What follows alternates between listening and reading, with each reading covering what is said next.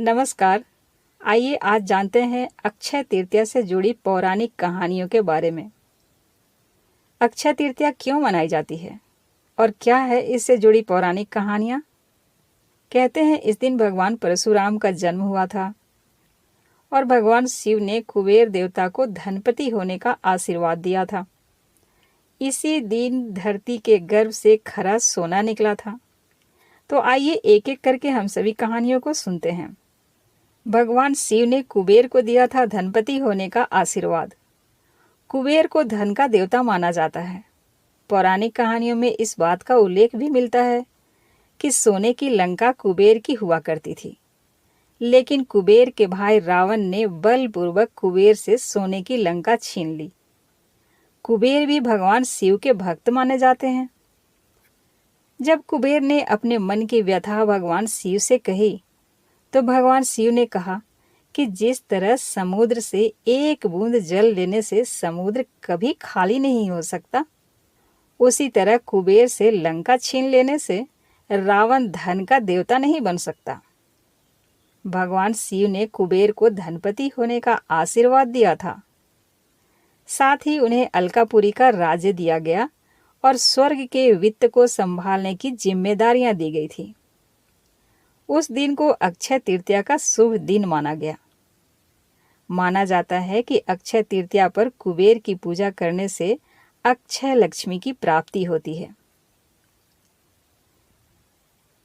अक्षय तृतीया पर सूर्य देवता ने युधिष्ठिर को दिया था अक्षय पात्र। क्या है यह अक्षय पात्र?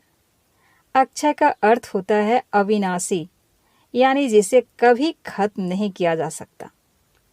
महाभारत के अरण्य पर्व के अनुसार अक्षय तृतीया के दिन सूर्य देव ने युधिष्ठिर को अक्षय पात्र प्रदान किया था। अक्षय पात्र यानी ऐसा बर्तन जिसमें रखा गया अन्न कभी भी खत्म नहीं होता था। तभी वनवास के दौरान इतने अभावों में भी द्रौपदी अक्षय पात्र होने के कारण ही पांडवों सहित कुंती को भोजन कराया करती थी। अक्षय पात्र में रखा अन्न कभी खत्म नहीं होता था। नर नारायण ने इसी दिन सिखाया था तपस्या करने का पाठ। नर नारायण नाम के दो संत भाइयों ने संसार को इसी दिन तपस्या का पाठ सिखाया था।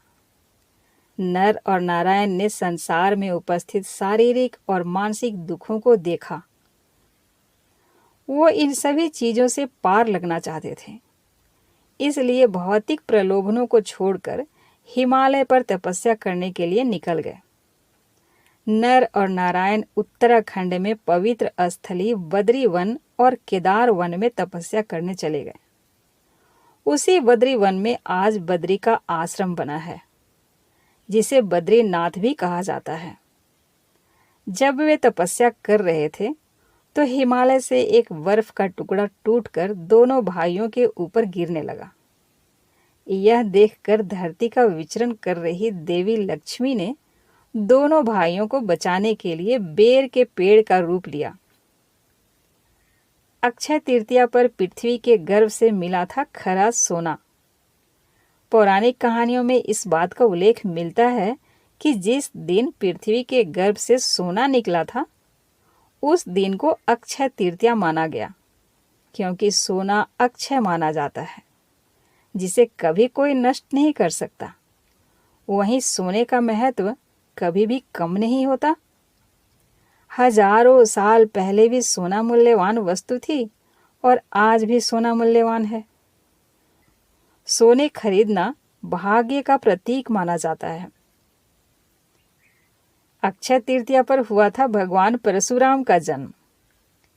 परशुराम जी त्रेता युग में एक ब्राह्मण ऋषि के घर जन्मे थे।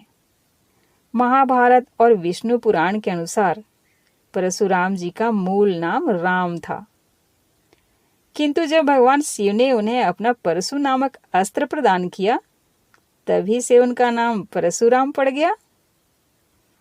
मान्यता है कि परशुराम का जन्म जिस दिन हुआ था उसे अक्षय तृतीया कहा गया, क्योंकि परशुराम जी चिरंजीवी हैं और उनकी आयु अक्षय है। इसलिए अक्षय तृतीया को चिरंजीवी तिथि भी कहा जाता है। जय श्री राम। तो ये थी अक्षय तृतीया से जुड़ी पौराणिक कहानियाँ। हम मिलते हैं किसी अगली नई कहानी के साथ। धन्यवाद।